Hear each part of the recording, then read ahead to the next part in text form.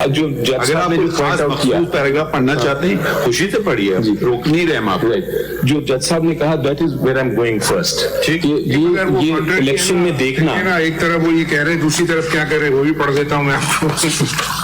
क्या फाइंडिंग उनकी जो है ना थोड़ी सी म्यूचुअली डिस्ट्रक्टिव लग रही है, जहाँ उन्होंने ये रेफरेंस दिया कुछ केस लॉ का, वो कह रहे हैं कि नहीं वो कर सकता है और दूसरी तरफ कह रहे हैं नहीं कर सकता, तो ये कुछ समझ नहीं आया मुझे। कंटिन्यू मैं आपको बताता हूँ इसके अंदर एक जगह है नहीं, अगर मैं एक मफरूजे के तौर पे पूछ रहा हूँ, आपके केस से नहीं पूछ रहा हूँ, कोई और पॉलिटिकल पार्टी है, वो एक कागज का टुकड़ा पेश कर दे, दूसरा कागज का टुकड़ा पेश कर दे, ठीक है, तो ये कौन फैसला करेगा? Civil court.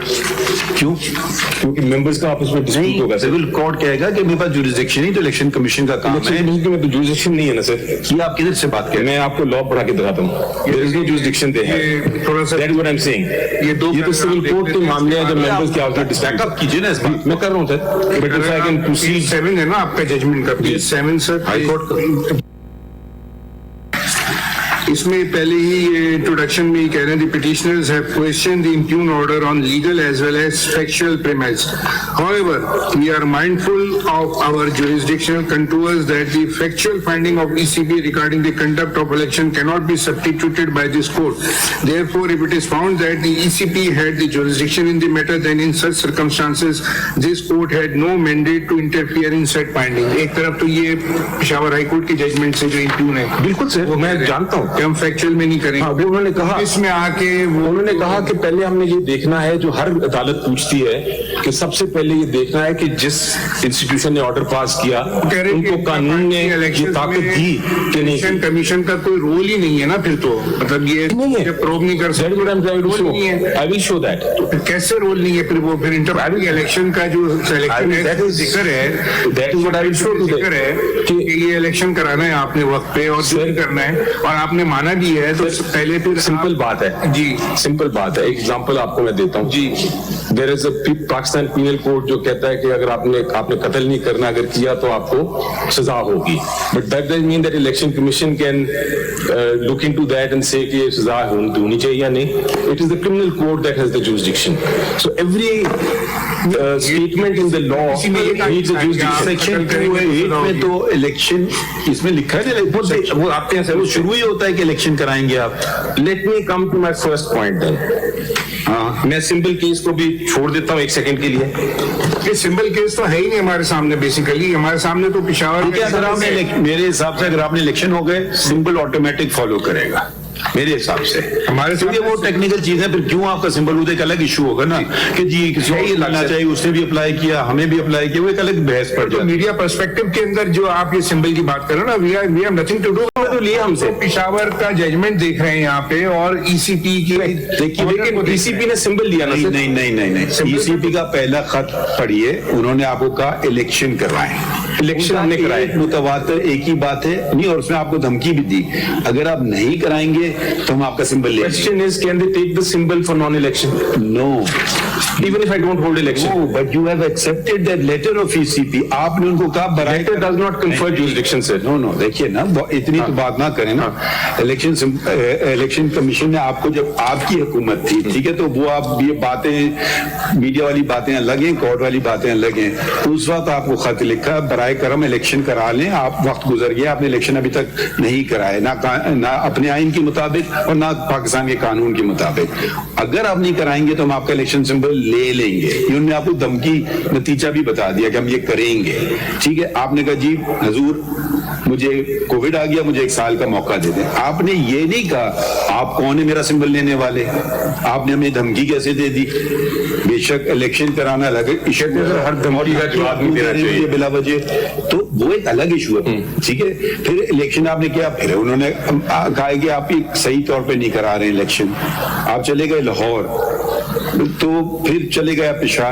तो ये देखिए बुनियाद से शुरू करें ना, इलेक्शन कमीशन ने क्यों आपको क्यों तंग कर रही है। फिर हमने उनसे पूछा कि ये सिर्फ आप ही को तंग कर रही है, देखिए वो एक अलग केस बन जाता है, वो होता है डिस्क्रिमिनेशन का। उन्होंने कहा नहीं जी हमने तो 13 पार्टीज को और वो कर वो भी देख लेते हैं। परसों हमारे पास एक केस आया था APM क्या है वो भी देख लेते हैं सर कि वो क्या भी उनको डिस्क्रिमिनेशन देखने आऊंगा, वो भी ग्राउंड है, मेरी डिस्क्रिमिनेशन भी है। तो इधर लेकिन से सर आगाज करें शुरू से। हाँ, मैं शुरू से कर रहा हूँ सर। फर्स्ट पॉइंट मेरा ये है कि ECP has no jurisdiction at all. ये तो ये कहने से तरीकों का कानून का Let us start, sir. Let us start with the Constitution. ठीक, सबसे बड़ी चीज है आइन। बिल्कुल, इस पे कोई तो राय नहीं है। Right, sir. शुक्र है। So let us start with sir the Constitution, and इसमें जो पहला relevant provision है is Article 218. ECP को बनाया गया आइन के तहत for certain purpose, and जो relevant उसकी 218(3) में ड्यूटीज दी गई। 218(3) में जी जी। और ये कहा गया कि it shall be the duty of the election commission to organize and conduct the election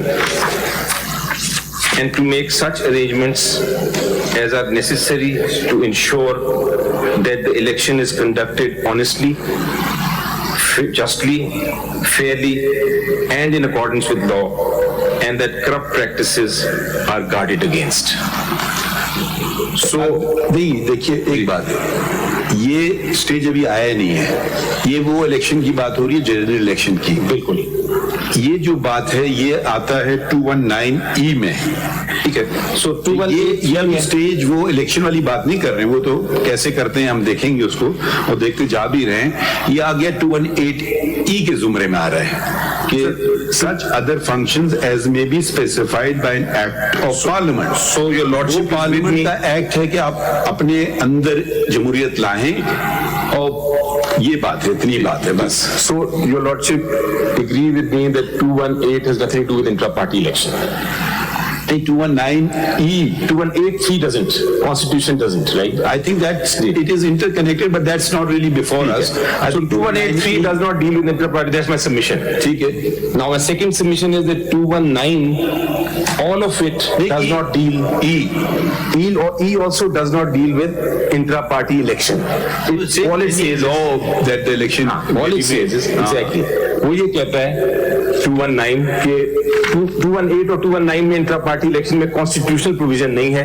219(e) ये कहता है कि आप कानून में जो ताकत देंगे, अगर आप ये बात करेंगे ये आपका मौकिफ खराब करेगा। ओके, अगर आप कहते हैं आइन में कहाँ लिखा है सिंबल दिया जाएगा, देखिए वो फिर आपको एक्ट से मिलता है।